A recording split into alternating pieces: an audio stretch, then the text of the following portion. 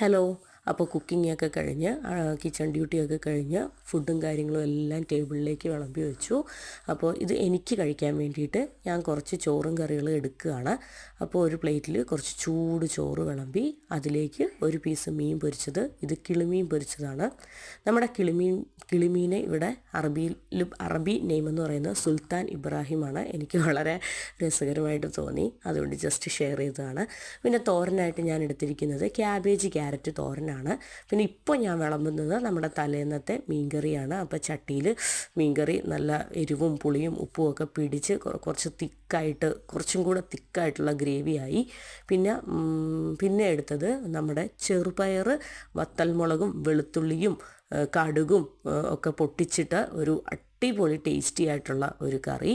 പിന്നെ കുറച്ച് ചമ്മന്തിപ്പൊടി, പിന്നെ കട്ടത്തൈര്, ഒരു പപ്പടം. ഇതൊക്കെയായിരുന്നു എൻ്റെ ഇന്നലത്തെ